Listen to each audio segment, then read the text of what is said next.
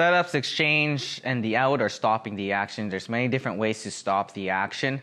I'll explain it here. The reason why it's so important to get out is because if you don't, and you say my opponent's here is landing all her shots and I don't stop the action in the different ways, if I'm in the amateurs, maybe the ref is going to give me a standing 8 because I'm not reacting.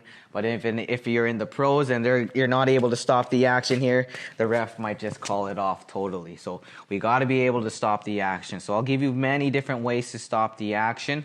You could do it off of defense. I'm going to give you a lot of defense options, but don't forget that this is a fight, and you're also an option is just to throw back, right, and stop the action that way. Get them to respect you a little bit with your offense.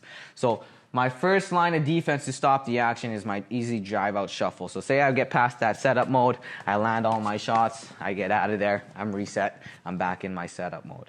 So say I don't want to drive out shuffle, I want to stay in a little bit longer, maybe I'll use a parry sidestep to take an angle, or I'll slip sidestep. And the sidestep is important because once I take an angle, my opponent is forced to turn with me. That half a second of her turning is a half a second of me resetting it or landing other shots behind that, okay? So drive out shuffle, slip sidestep, parry sidestep.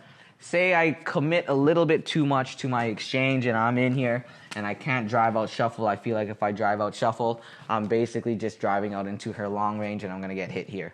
So what I do is I'll maybe see a hook that she throws after I roll out.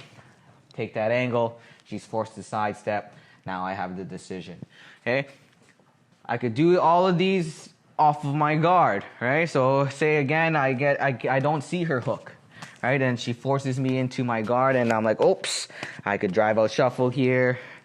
I could slip sidestep here off of the guard. I could parry sidestep here.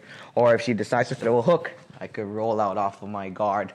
But again, say I don't see her hook or I don't see an out off of my guard here, and she's landing all these shots here, and I'm like, oh, it's getting crazy here. Then my last resort here is going to be a smother. I come in, smother her punches, get the ref to stop the action, separates us. Now we're back into the setup mode. Again, I could throw back too. She's throwing, and I don't want her to throw no more. I gotta throw back, right? Don't always just rely on your defense to stop the action. Fight back. It's a fight.